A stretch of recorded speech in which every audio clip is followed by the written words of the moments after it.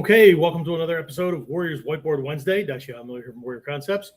So, for my regulars, you already know that. For those of you who are new, I'm a master teacher in Bujinkan, Budo Taijutsu, Nippo Taijutsu, Ninjutsu, whatever, okay?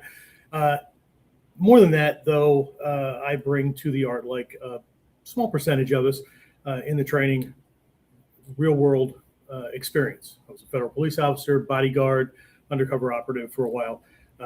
It's not ringing my bell. It's just putting things into context so that you get the gist that I'm not just regurgitating lessons that I picked up from, I don't know, somebody else.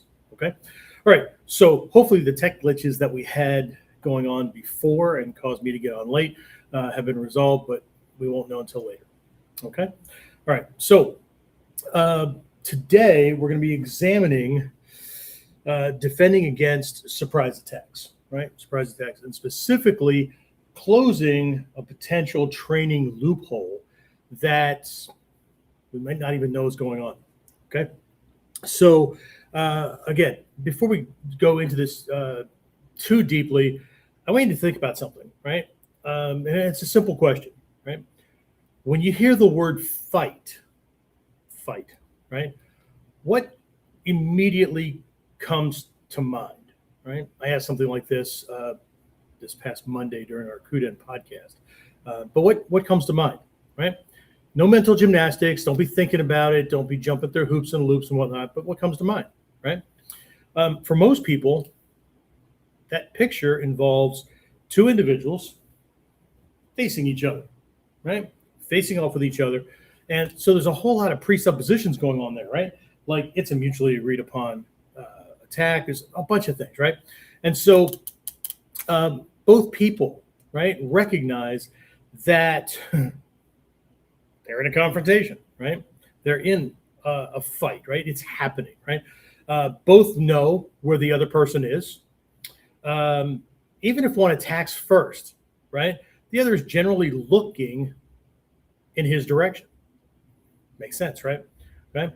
So again, this image is reinforced by, and again, no judgment on anybody, right? But it's reinforced by boxing, kickboxing, MMA, competitive martial arts, movies, even street fights that involve people imitating those competitive models that they've seen, right? We're influenced by more things and we're programmed and trained and taught by more things than just those things that people speak to us, okay? And so the problem is not that this arrangement never happens. Of course, we know that it does, right? The problem is that it can become the setup that we unconsciously expect. And this goes into a lot of things, right? It will cross over into how and where we put our attention, what kinds of things we will train on, all kinds of things, right? So what are some unconscious, or what could be some unconscious expectations, right? I had to abbreviate my writing because you need to be able to see it. I only have so big of a board, right? But what are some unconscious expectations that, in my experience, I fell into the same trap, right? That we could find ourselves being guided by without ever knowing it, okay? So again, first one is what? The attacker's in front of us. What's another one? Okay, already mentioned it, right? The attacker is seen, right? Of course, right? We saw him approaching. There might have been some pushing, shoving words involved, whatever. Next thing you know, both hands are up, his hands are up, and, we're ready to go, right? Right. So both people start out ready. Again, even if somebody shoves first, right, the brain and the body are really, really good at getting online quickly with whatever's going on. It doesn't matter if we trip ourselves or we slip on, icy pavement in the wintertime, unless you live in an area where that's what the hell's ice, right? So, but you get the idea, right? There are these things that could happen to us: bump into a door frame, trip over something, step on our kids' freaking Lego or the dog toy or whatever, and whatever, right? But the brain, the body can adapt very, very quickly, right? So this is normal, right? This is natural. We need to understand it so that we can maybe train or adjust what we're doing in a way so that somebody else that knows this is going on doesn't exploit that as a weakness. Okay? So much of our martial arts training reinforces this same model. Okay? I know we have, bear hug escapes and things like that. We'll talk about that later, right? We have these different things, but I don't know about you, but in the early parts of my training, I knew that an attacker could come from anywhere, right? Intellectually, I knew, sensei, I know that an attack can come from any direction. But my orientation to the techniques was pretty much, if he grabs me this way or if he, whatever, right, then I do X, Y, Z. And that's pretty much where it stayed. Okay? So maybe I was just a slow learner, but it's been my observation, having been a teacher now for pretty close to, if not over 40 years, that it's more common than just like I wasn't a fluke, right? It wasn't a rarity. Okay. So again, right, the way training starts, or the way training typically runs, is we face our attacker, right, or our partner, right? We know who the attacker is and who the defender is, right? We just trade roles, that kind of thing, right? We know an attack is coming. There's a bunch of these things that we wouldn't know on the street, other than like, I'm not the attacker unless I am, in which case maybe I need to check up the neck up, right? But again, we probably even know which hand, which weapon, which technique he's going to use, that kind of thing, right? So that's a lot of shit that like goes on in the dojo, but on the street would require a butt ton of ESP. And if I had that kind of ESP to know that I was going to be attacked at the corner of 4th and Market at 2 p.m. on Monday, perhaps my self-defense technique should be to not show up at 4th and Market Street at 2 p.m. on Monday. Maybe, right? Unless I got some weird kind of death wish, right? But again, I'm not knocking that thing. Okay, please note that I'm not knocking that. That structure is necessary when learning. That structure is necessary at certain points or phases in our training. But if it stays like that, then all we get is good at acting out the choreography, right? Or dealing with dojo attacks and things like that, then, right, that kind of changes things, right? If that remains the dominant training arrangement, right, there's a good likelihood that that's creating a blind spot, right? Because again, just like I said, we can intellectually know that attacks can come from anywhere, right? I know people have already clicked off of this because they went, well, duh, right?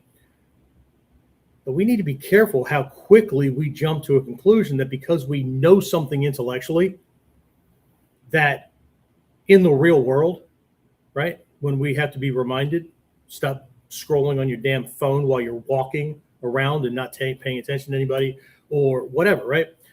If we're not doing it in real time, we can know it, but that knowledge is irrelevant. Doesn't matter. Okay. So again, we can know it's going on, but still be physically and perceptually conditioned to expect that things are going to happen a certain way. That's why most people get pissed off, right? They do things a certain way, or they whatever, and then they transfer that to other people and expect that other people will do the same things. We do it all the time. Okay, cognitive bias. We do it all the time. Right. The problem isn't when it causes petty little arguments and disagreements and things like that. The problem is when we have to worry about surviving somebody who wants to beat, break, or kill us. It's not the same things. Okay. So real attackers do not have to honor that setup, right? That training arrangement or whatever. And it's been my experience, right? 7 years as a federal police officer, then into bodyguard work and private investigation, close security, and all those kind of. They won't. They absolutely will not.